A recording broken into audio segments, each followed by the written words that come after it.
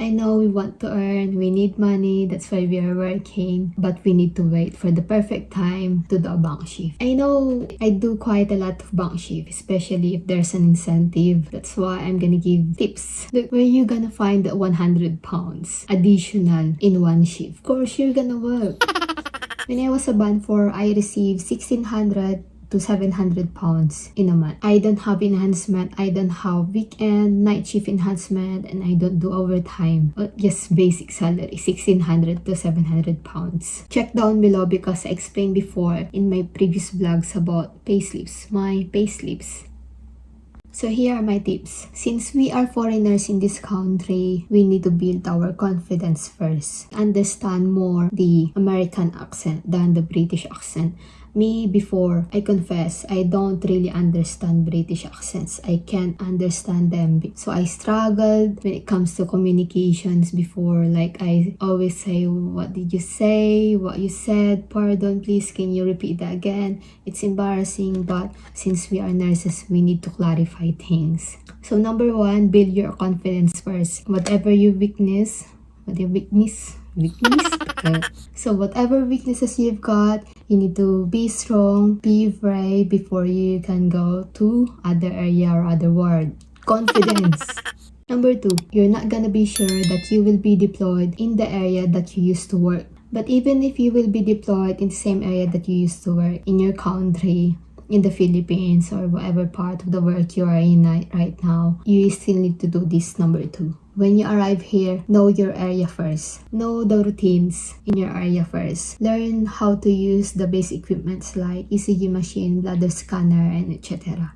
Because if you're gonna go in another area, you're gonna do a bank shift. There, they will ask you to do this and that. So at least you know the basic equipments. Number 3, do the online trainings. First, I know we need extra income. It is exciting to do a bank shift in another area, but do the trainings first. The online training, the mandatory trainings, finish those first. Trainings that I mentioned in my previous vlog. So check that. And also the blood glucose monitoring training. That is so important. Very, very, very, very important. Okay.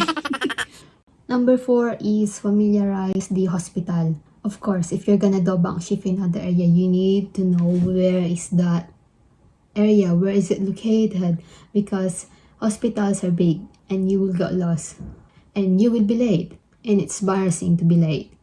I apologize for what I said, but we shouldn't be late. I noticed here in UK that they're always on time. When I was a band 4, I was late once and they were waiting for me, day shift, and they were waiting for me because they're gonna do a safety brief. So I'm really embarrassed at the time. It never happened again. I'm always on time now. Isn't it? Phoenix? Number 5. For those who are currently working ED or will be deployed in ED, OR, and other outpatient departments, my advice is you better ask your friends who is currently working in that area before you do a bank shift. Know the routines first, know what they do, so at least you can prepare yourself, and yeah, you won't be surprised on what they do. At least you know what to expect there. Number 6 is optional, but I recommend it. 100% recommending it. Do a bank shift when you're already band 5 after your OSCE, because you'd rather focus in your exam rather than doing a bank shift, rather than doing a lot of shift. Because if you failed your exam, you will pay 700 pounds, and that is expensive, right? And you don't want to pay that big amount. I'm not saying that you will fail your exam if you do bank shift. It's just that it's better if you focus in your exam before you do a lot of shift. That's my recommendation. That's my opinion. Alright, okay. Sorry guys. I'm so sorry. I apologize. But I really recommend doing a bank shift after passing the exam. At least you will get paid a band 5 pay if you do a bank shift, because it's different. If you are a band 4 and you're gonna do a bank shift, automatic that is a band 4 pay. Number 7 tip is when you're already a band 5, finish the mandatory trainings first. The basic trainings, the common trainings that every nurse should have, like the supervised injectable medications, the trainings for the equipments, Laris pump, T34 that I mentioned in my previous vlogs. So yeah, watch that. I said a lot of things there.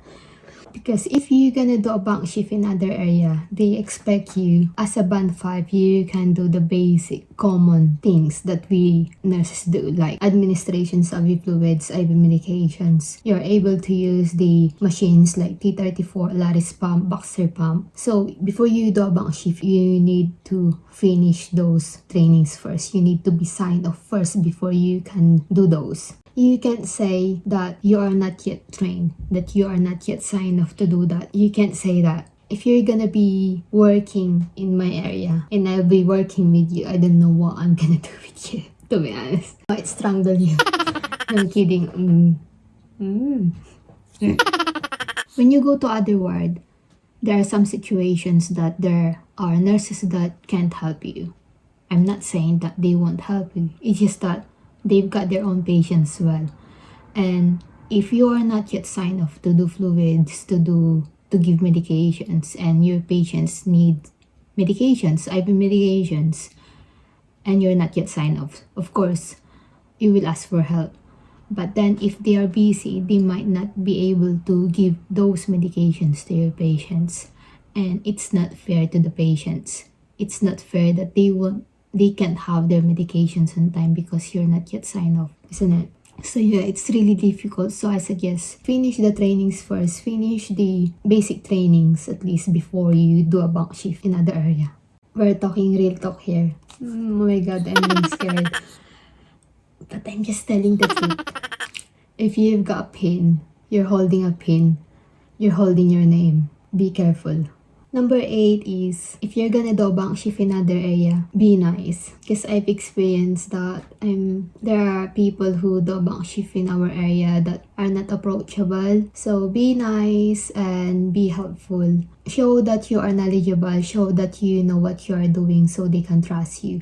If there are things that you don't know, if there are machines that you are not familiar with, that's fine, because in other area, they've got a different routine. They use other machine that area only uses. So if you don't know that, you can ask for help. You can ask them to teach you. You will know what you're gonna do with your patient. That's okay, that's fine. So yeah, when you go to other ward, just show that you know what you are doing, that you are competent to handle patients. So those are my tips in doing a bank shift in other area.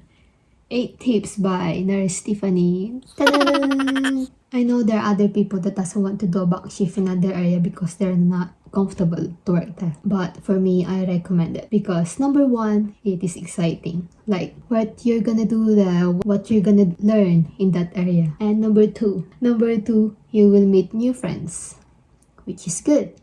Number 3 is you can build more your confidence. And number 4, you will get signed off because there are procedures that you don't do a lot in your area. Like me, I'm already signed off blood transfusion, but since my area doesn't do blood transfusion every time, I just can't do it.